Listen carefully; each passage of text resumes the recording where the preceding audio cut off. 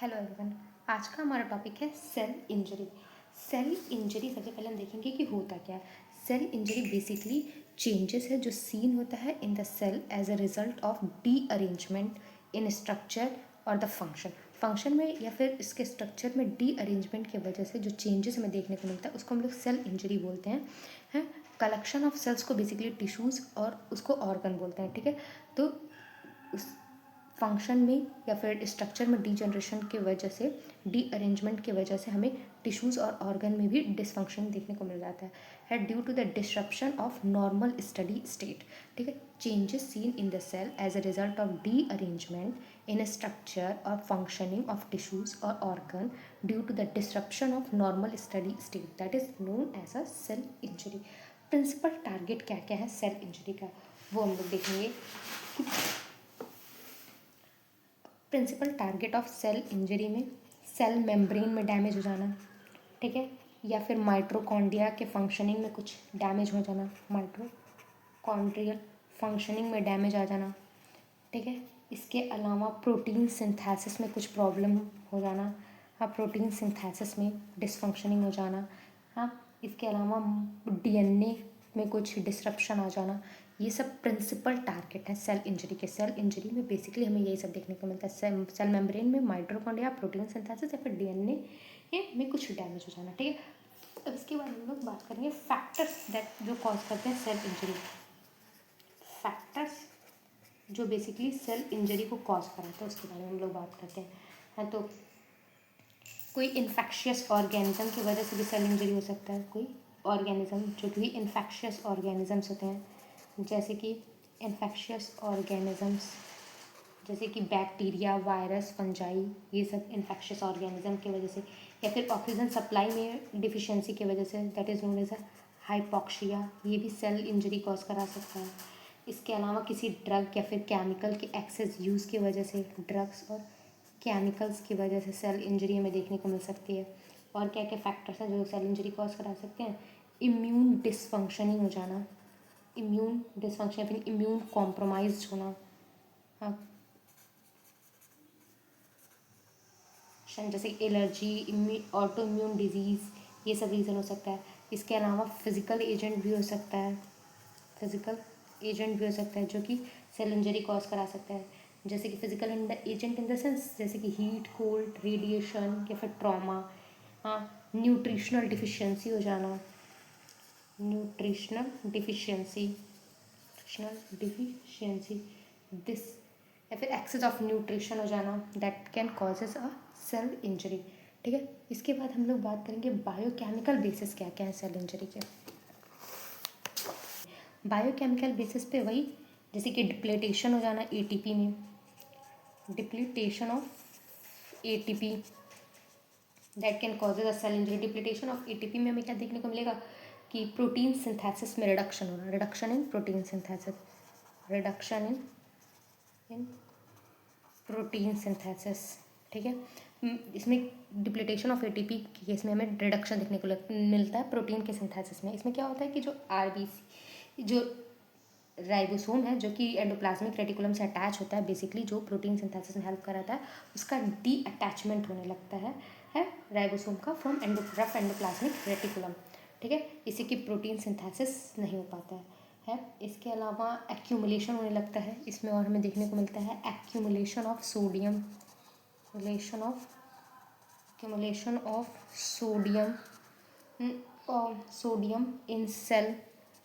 इसमें हमें एक्यूमुलेशन देखने को मिलता है सोडियम का सेल में, leads to be the influx of water. अब सोडियम के एक्सेस एक्यूमुलेशन होने की वजह से सेल में ये वाटर का ज़्यादा इन्फ्लक्स होने लगेगा, इन वाटर का इनटू द सेल, और it occur due to the failure of sodium dependent pump. Sodium dependent pump के फेलियर की वजह से एक्यूमुलेशन ज़्यादा होने लगता है सोडियम का सेल में, ठीक है। इसके अलावा कैल्शियम पंप फेलियर भी हमें एटीपी डिप्लीटेशन में देखने को मिलता है, कैल्शियम पंप फेलियर भी देखने को मिलता है हमें एटीपी डिप्लीटेशन के केस में।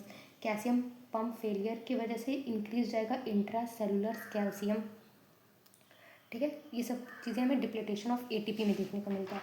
इसके अलावा और कौन से बायोकेमिकल बेसिस हैं, तो इसके अलावा मेम्ब्रेन डैमेज हो जाना, मेम्ब्रेन डैमेज, ये बायोकेमिकल रीजंस हैं सेल इंजरी के। मेम्ब्रेन डैमेज में क्या होता है कि इंक्रीज हो जाता है सेल मेम्ब्रेन की परमेबिलिटी, जो सेल मेम्ब्रेन होती है इसकी परमेबिलिटी इंक्रीज हो जाती है, इंक्रीज सेल मेम्ब्रेन की परमिएबिलिटी, परमिएबिलिटी इंक्रीज हो जाती है। ये क्या कॉज कराता है, ये कॉज कराता है leak of lysosome, lysosomal enzyme. Cell membrane की परमेबिलिटी इंक्रीज होने की वजह से सेल मेम्ब्रेन के डैमेज की वजह से सेल मेम्ब्रेन की परमेबिलिटी बढ़ जाती है, जिससे कि लाइसोसोमल एंजाइम का लीकेज होने लगता है। That can leaded to necrosis, ये लीड करता है necrosis, that is cell death cause कराने लगता है सेल मेम्ब्रेन का डैमेज। ठीक है, और कौन से बायोकेमिकल बेसिस पे है जो चीज़ें हैं जो सेल इंजरी कॉज कराते हैं, वो है free radical medications, medicated injury, free radical medicated injury, free radical medicated जो सेल इंजरी होता है, लिपिड्स जो होते हैं ना सेल मेम्ब्रेन में वो गड़बड़ होता है, cellular lipids of cell membrane, जो सेल मेम्ब्रेन में जो सेलुलर लिपिड्स होते हैं उनका डैमेज होने लगता है, सेल मेम्ब्रेन में जो सेलुलर लिपिड्स होते हैं उनमें डैमेज होने लगता है that can causes the DNA damage. ये क्या कॉज कराता है, ये कॉज कराता है डीएनए का डैमेज। ठीक है, इसके अलावा फ्री रेडिकल के बाद माइटोकॉन्ड्रियल डैमेज, माइटोकॉन्ड्रियल डैमेज, ये भी एक बायोकेमिकल डैमेज है जो कि सेल इंजरी कॉज कराता है। इसमें क्या होने, इसमें लीकेज हो जाता है साइटोक्रोम सी का, इसमें हमें लीकेज देखने को मिलता है सेल माइटोकॉन्ड्रिया के डैमेज की वजह से साइटोक्रोम सी का लीकेज देखने को मिलता है, लीकेज ऑफ साइटोक्रोम सी, जिसे कि हमें एटॉप्सिस दैट इज सेल डेथ देखने को मिलता है एटॉप्सिस देखने को मिलता है। ठीक है, नेक्रोसिस लाइसोसोमल एंजाइम के लीकेज की वजह से हमें देखने को मिलता है, जो कि मेम्ब्रेन डैमेज में हम देखते हैं।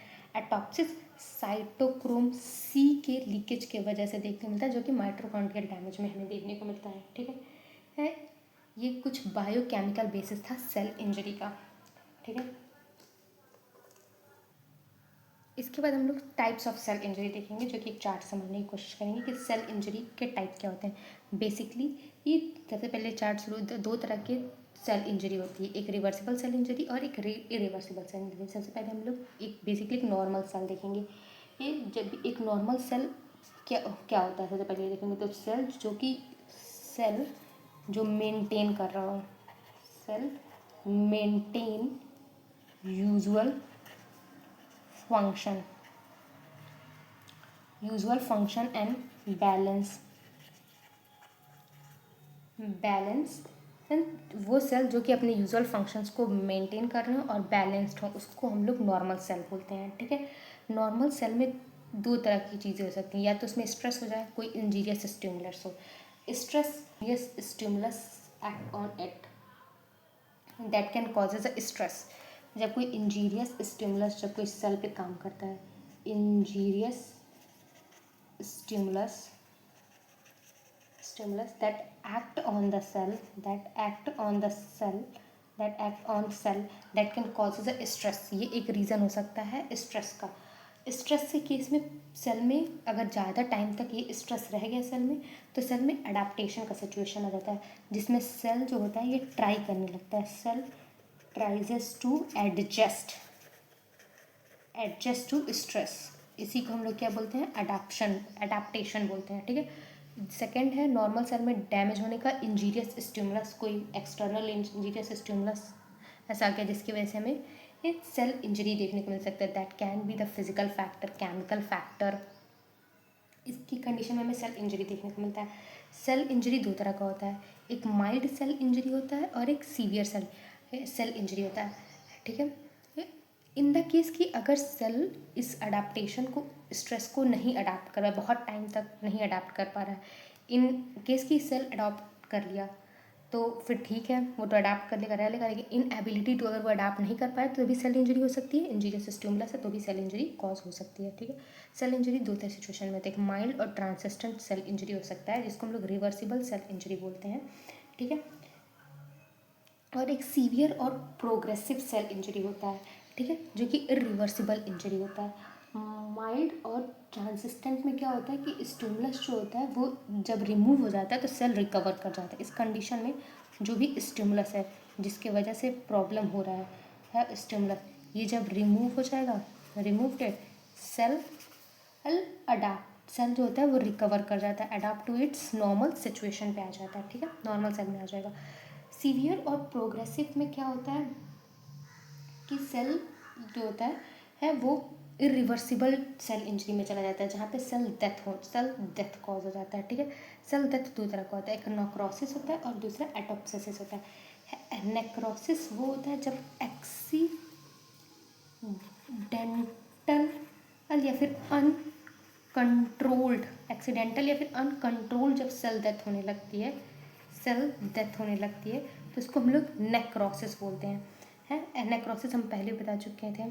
उसके बाद एटोप्सिस किसको बोलते हैं, जब कोई प्रोग्राम्ड या फिर कंट्रोल्ड सेल डेथ हो। प्रोग्राम जैसे कि कोई डिसाइडेड करके किसी सेल का डेथ हो रहा हो, किसी केमिकल की वजह से, किसी ड्रग्स की वजह से, जो हमें पता हो, उसको हम लोग बोलते हैं प्रोग्राम। और कंट्रोल्ड सेल डेथ हो रहा है उसको हम लोग बोलते हैं एटोप्सिस।